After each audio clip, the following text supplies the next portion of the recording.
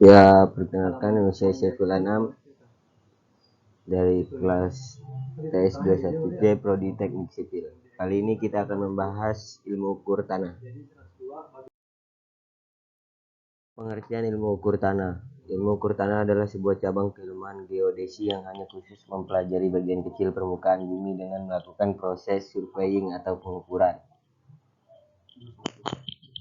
Hasil akhir dari ilmu ini akan berupa sebuah peta pengukuran yang dilakukan terhadap berbagai detail alam dan detail buatan manusia yang meliputi posisi vertikal atau Z, serta posisi horizontal atau XY. Geodesi sendiri adalah kajian serta pengukuran yang lebih luas lagi. Ilmu tersebut tidak hanya memetakan serta menentukan posisi daratan, tapi juga laut dan udara. Ilmu tersebut sangat berguna untuk berbagai keperluan karena mencakup analisis serta pengambilan keputusan dan perhitungan yang statistik, mengukur serta memetakan. Lanjut. Sejarah ilmu ukur tanah. Pekerjaannya memetakan tanah dilakukan pada era Mesir kuno, yaitu kurang lebih tahun 140 sebelum Masehi. Pekerjaan tersebut dilakukan untuk kepentingan perpajakan atau pemetaan kadaster. Setelah PD1 dan PD2, ilmu pengukuran ini berkembang jauh karena dipengaruhi oleh perkembangan informasi dan teknologi yang ada. Berbagai peralatan konvensional tidak lagi digunakan dan diganti dengan peralatan elektronik serta berbagai sistem otomatis. Pengolahan data pun menggunakan metode komputerisasi di era Yunani kuno tahun 220 Masehi. Seseorang bernama Eratosthenes mencoba melakukan perhitungan pada dimensi bumi dan mendapatkan hasil berupa keliling bumi mencapai 25.000 mil di antara abad ke-18 sampai ke-19. Ini pengukuran yang mulai berkembang pesat kemungkinan pembuatan peta yang lebih maju, terutama di Indonesia dan di Inggris. Jenis ilmu ukur tanah berdasarkan tujuannya. Selain berdasarkan elemen alam, ilmu ukur tanah juga bisa didasarkan pada tujuan diadakan pengukuran tersebut. Ada berbagai alasan atau tujuan dilakukan pengukuran. Di bawah ini adalah beberapa contoh tujuan atau alasan pengukuran dilakukan. 1. Engineer surveying. Engineer surveying merupakan pengukuran tanah yang dilakukan untuk keperluan teknik. 2. Military surveying. Kemudian ada kategori military surveying, yaitu pengukuran tanah yang dilakukan keperluan militer.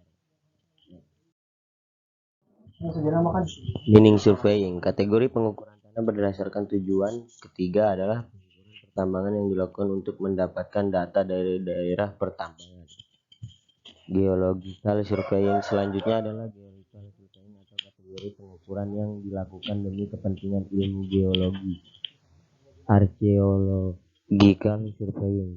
Sesuai dengan namanya, kategori pengukuran tanah yang satu ini mempunyai tujuan untuk membantu kepentingan arkeologi. Next. Jenis-jenis ilmu ukur tanah berdasarkan cakupan area.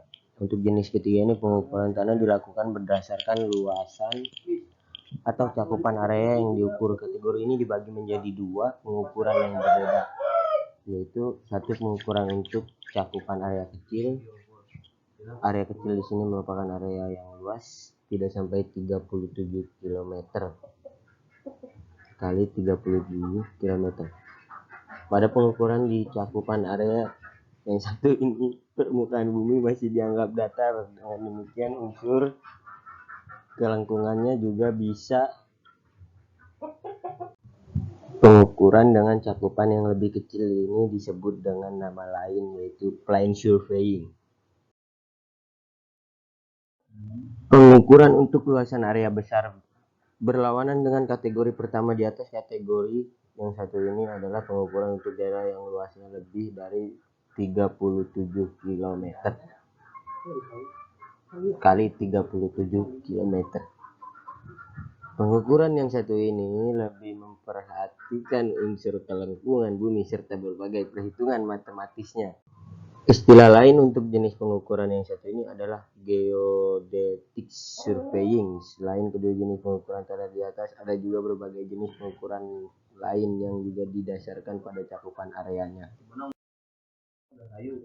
Beberapa jenis pengukuran tersebut antara lain trilaterasi, triangulasi, poligon, tatmetri, offset, remote sensing, aerial surveying, pengukuran meja lapangan, dan GPS. Ilmu mengukur tanah sangat dibutuhkan terutama di kehidupan modern dan dalam berbagai pekerjaan konstruksi. Hasil pengukuran juga bisa digunakan untuk menyiapkan peta navigasi untuk perhubungan udara, darat, dan laut, serta untuk memetakan batasan kepemilikan tanah negara, perusahaan, dan perorangan. Pastikan Anda memahami ilmu yang sangat penting ini dengan baik sehingga bisa menggunakan hasilnya sesuai dengan kebutuhan. Oke, terima kasih materi yang saya sampaikan. Sekian, sampai bertemu lagi.